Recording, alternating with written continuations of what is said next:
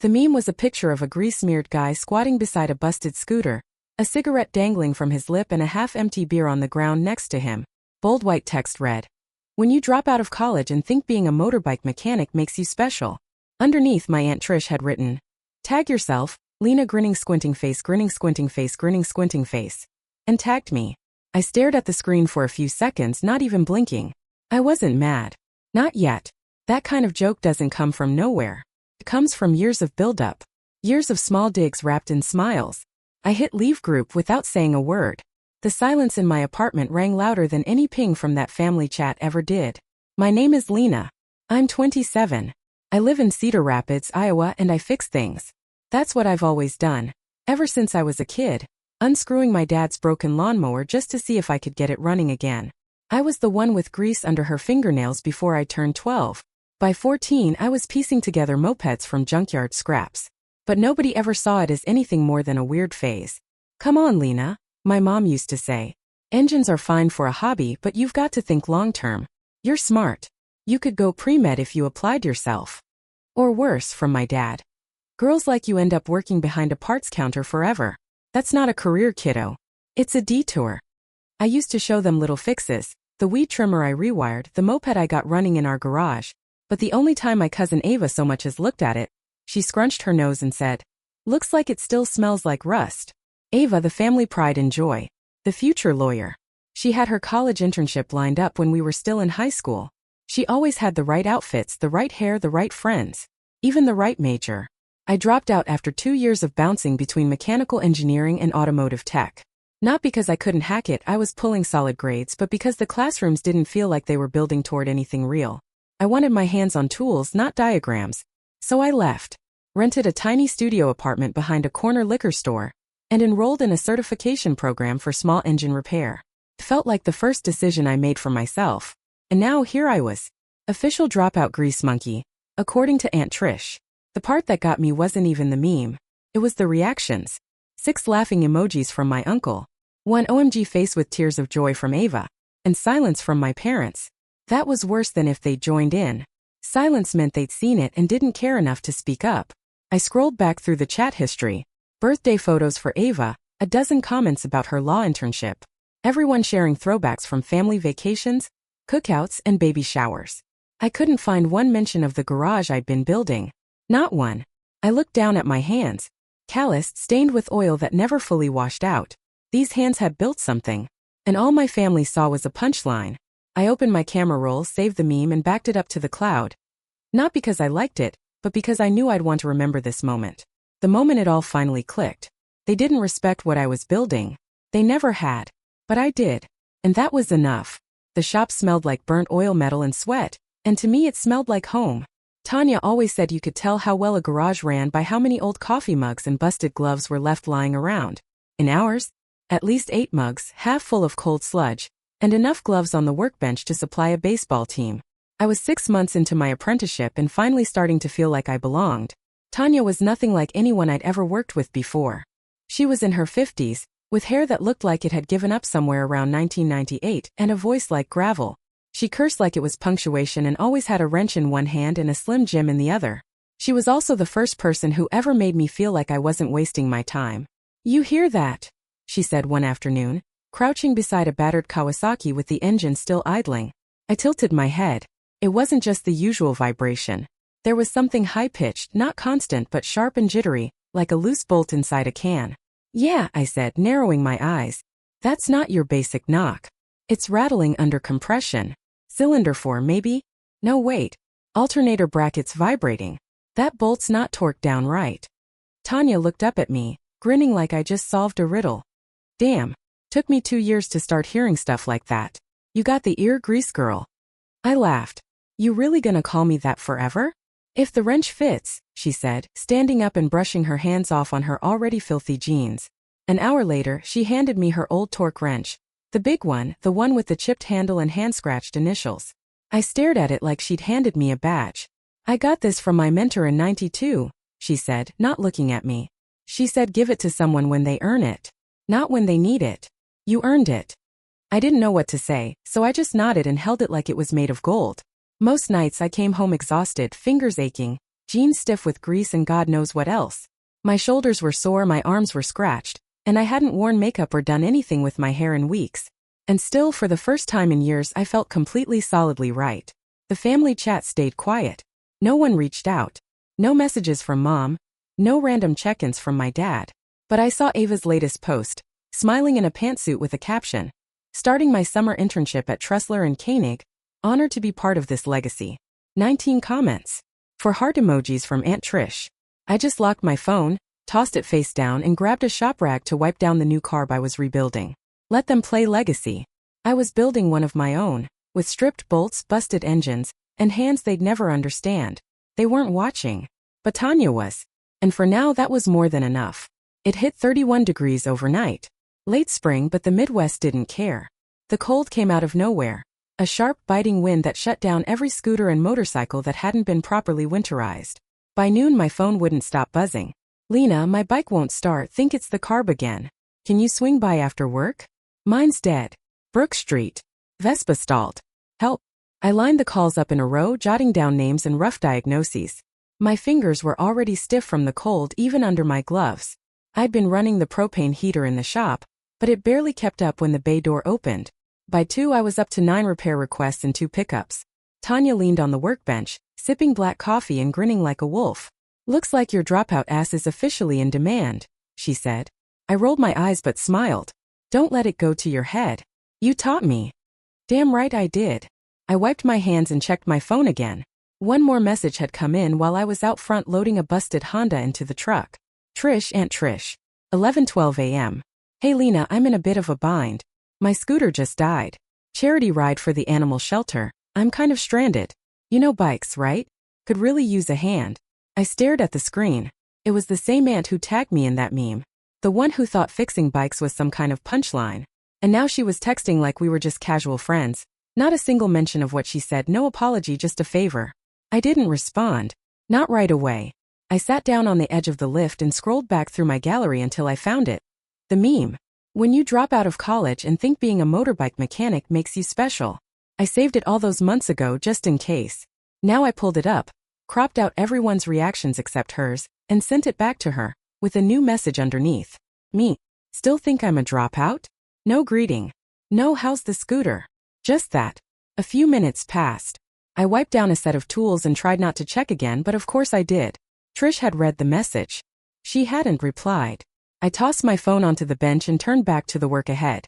An older Triumph sat half open in bay 2, waiting on a starter install. It didn't care who respected me. It just needed hands that knew what they were doing. And that's what I had now. For years, they saw me as the kid with black nails and busted jeans. But out here I was the one people called when engines died. Even the ones who once laughed.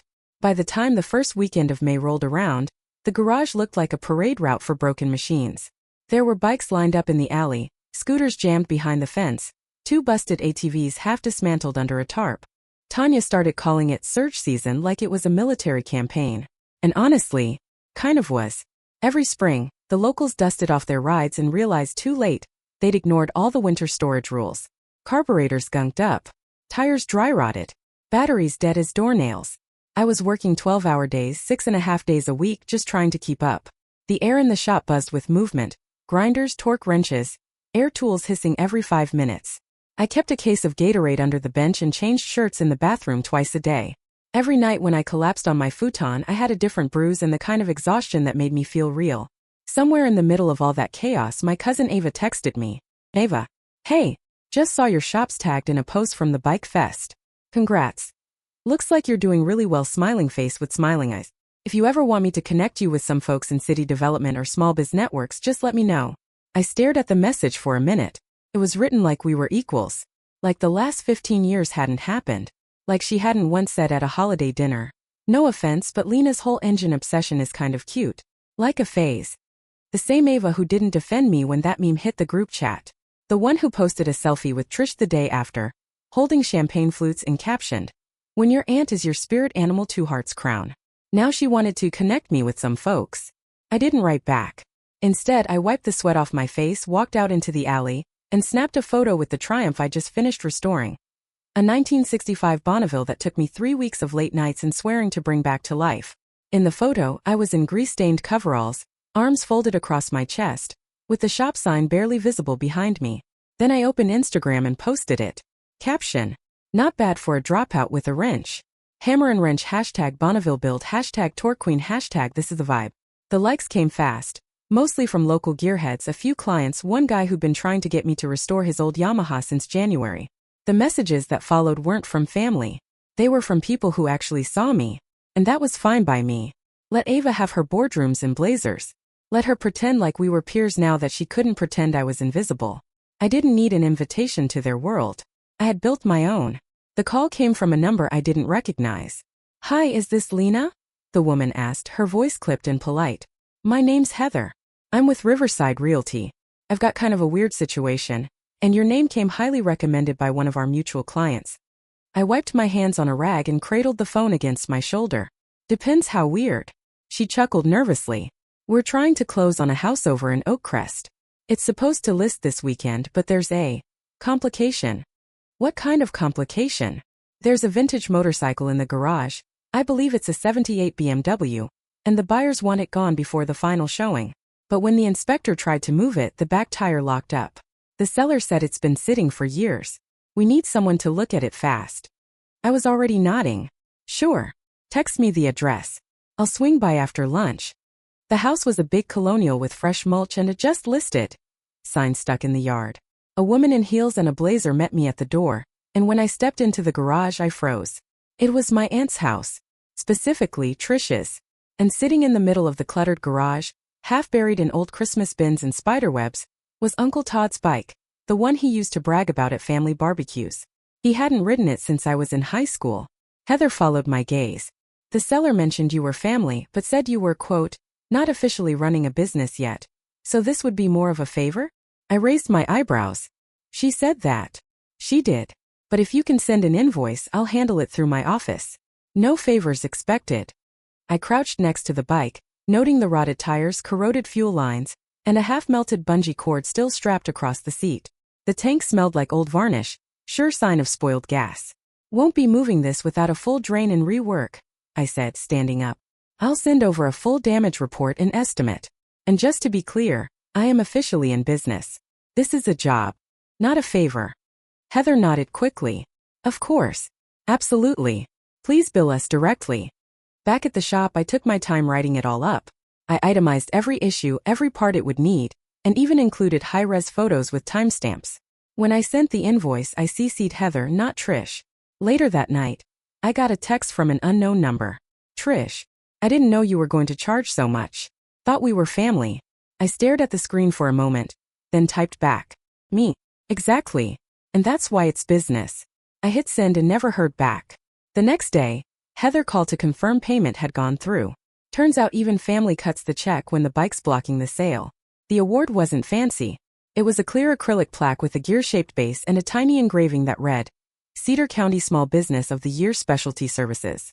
But when the event coordinator handed it to me and shook my hand, I felt like I just rebuilt a whole damn world with my own two hands. The recognition came from the local gearhead community.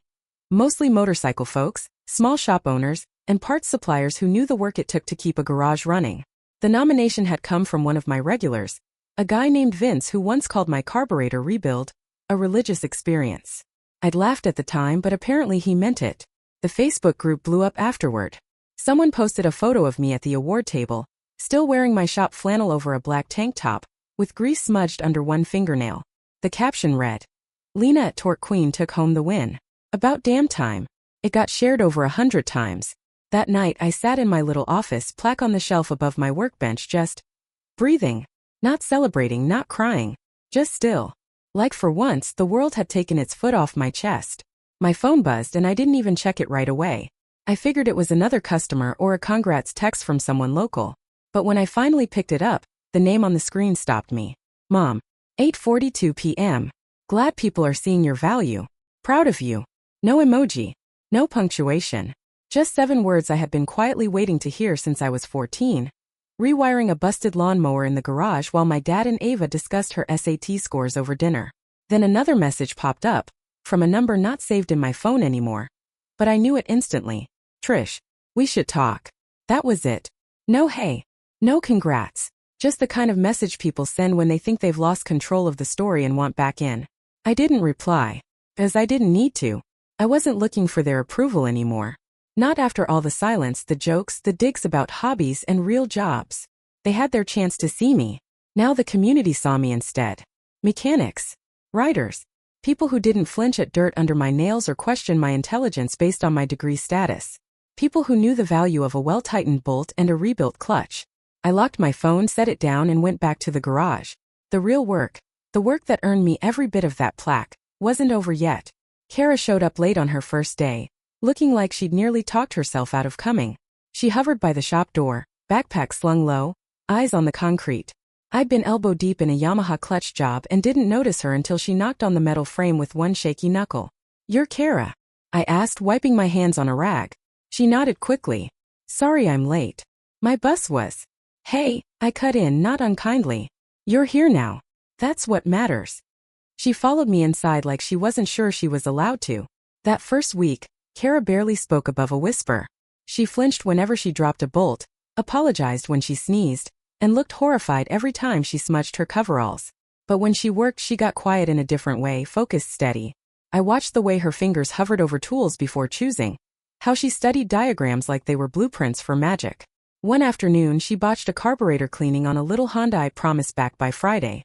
Fuel spilled across the bench. One gasket went missing, and the float needle ended up jammed at the bottom of the parts bin. I found her sitting outside on the curb, elbows on her knees, staring at her shoes. "I ruined it," she said without looking up. "I shouldn't even be here." I sat beside her and offered half a bottle of orange soda. "You didn't ruin anything." She didn't take the soda. "I always mess things up.